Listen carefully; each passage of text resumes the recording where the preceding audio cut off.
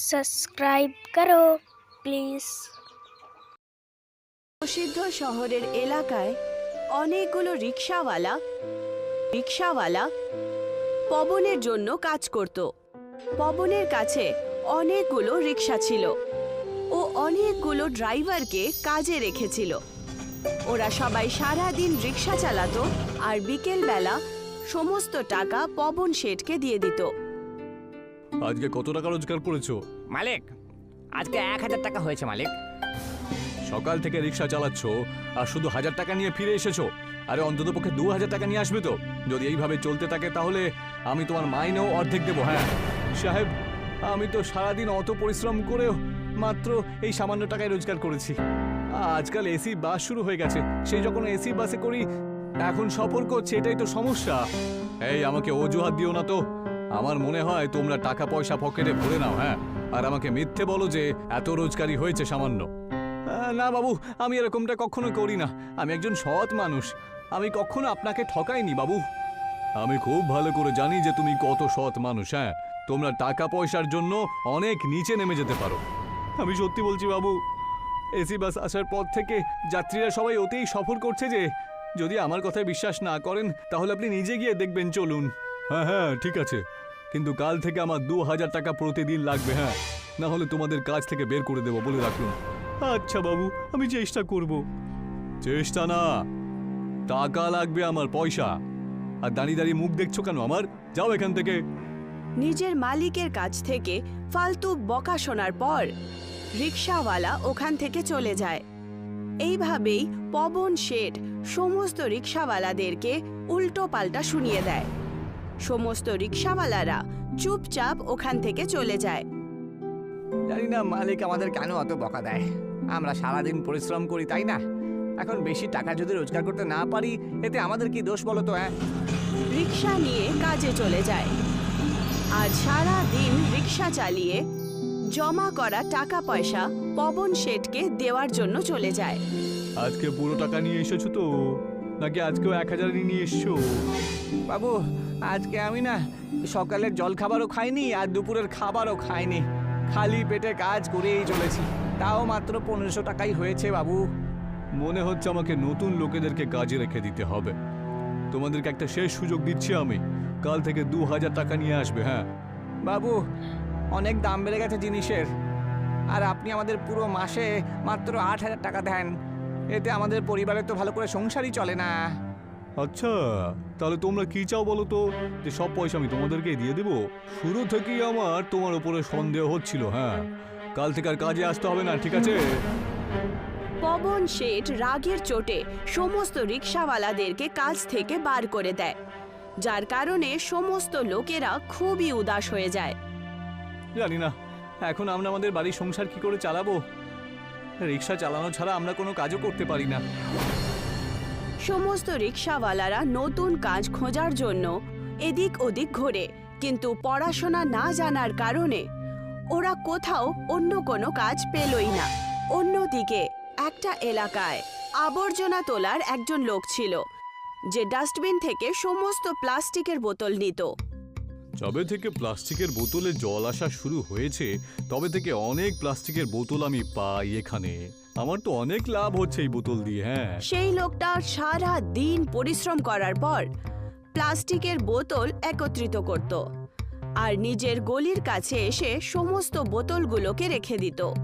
সারা মাস বোতল একত্রিত করতে করতে তার কাছে প্লাস্টিকের বোতলের একটা অনেক বড় পাহাড় জমা হয়ে যায়। এত প্লাস্টিকের বোতল বিক্রি করে আমি অনেক টাকাও পেয়ে যাব। এখন আমি একটা ভালো বাড়ি ভাড়া নিতে পারবো। হ্যাঁ, আবর্জনা তোলার লোকটা প্লাস্টিকের বোতলগুলোকে নিজের ব্যাগে জমা করে বাড়ির জন্য রওনা দিচ্ছিল। তক্ষুনি তার নজর পড়ল রিকশা স্ট্যান্ডে দাঁড়িয়ে থাকা রিকশাওয়ালাদের ওপর। ও ওদের কাছে গেল। কি হয়েছে ভাইয়েরা, তোমরা আজকে কাজে যাওনি? আর তোমাদের রিক্সাও তো দেখতে পাচ্ছি না, কি হলো বলো তো? আরে কি আর বলি দাদা, আমাদের মালিক আমাদের কাজ থেকে বের করে দিয়েছে। এখন আমাদের কাছে আর কোনো কাজও নেই। তোমরা নতুন রিক্সা ভাড়া নিয়ে কাজ শুরু করে দাও না। আরে দাদা, আমাদের কাছে এত টাকা পয়সাই নেই যে আমরা ভাড়া করে রিক্সা নিতে পারবো। আরে কাজ না করলে তোমাদের সংসার কি করে চলবে? হ্যাঁ, আরে ছেলেপিলে তো না খেতে পেয়ে মরবে। তার থেকেও খারাপ অবস্থা দাদা। সত্যি কথা বলতে তো দুদিন আমরা খাবারও খাইনি ভালো করে, আর বাচ্চাদেরকেও ভালো খাবার দিতে পারিনি, বুঝেছো? রিক্সাওয়ালাদের এইরকম অবস্থা দেখে আবর্জনা তোলার লোকটা ওদের ওপরে খুব দয়া দেখায়, আর ও ওদের সাহায্য করার কথা ভাবতে শুরু করে। শোনো ভাই, আমার কাছে অনেক প্লাস্টিকের বোতল জমা করে রাখা আছে, আমরা সবাই মিলে ওগুলো দিয়ে রিক্সা তৈরি করতে পারি। তারপর ওই লোকটা সমস্ত রিক্সাওয়ালাদেরকে নিজের বাড়ির কাছে নিয়ে যায়, যেখানে সে প্লাস্টিকের বোতলের একটা বড় পাহাড় বানিয়ে দিয়েছিল।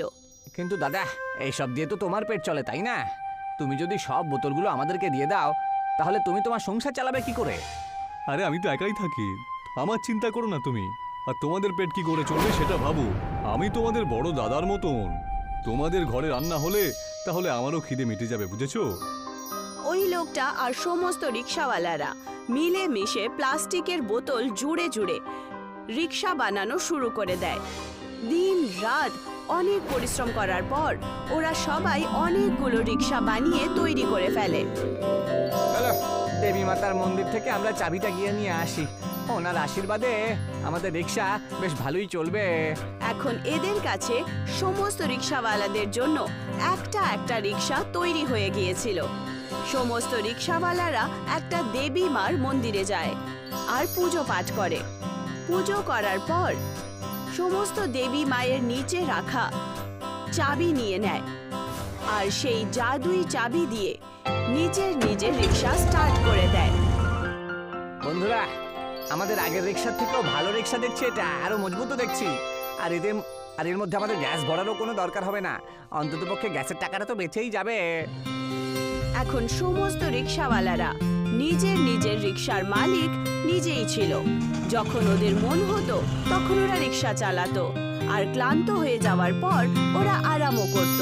আর তার সাথেই তাদের প্লাস্টিক রিক্সা খুব দ্রুত চলতো, যার কারণে সমস্ত যাত্রীরা তাড়াতাড়ি নিজের গন্তব্যে পৌঁছতো। এখন আমরা অনেক টাকা রোজগার করতে শুরু করে দিয়েছি, সেই জন্য ওই দাদাকে আমাদের সাহায্য করতে হবে, বুঝেছো? সমস্ত রিক্সাওয়ালারা কিছু পয়সা নিয়ে আবর্জনা তোলার লোকের কাছে যায়।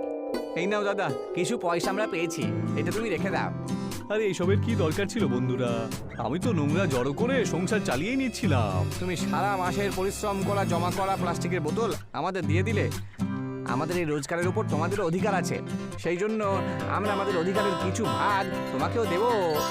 এখন প্রত্যেক রিক্সাওয়ালা নিজের জাদুই প্লাস্টিকের বটলের রিক্সা দিয়ে যা পয়সা উপার্জন করত তার কিছু অংশ বিকেল বেলায় এসে ওই লোকটার হাতে দিয়ে দিত, যাতে দুজনেরই ভালো করে সংসার চলছিল।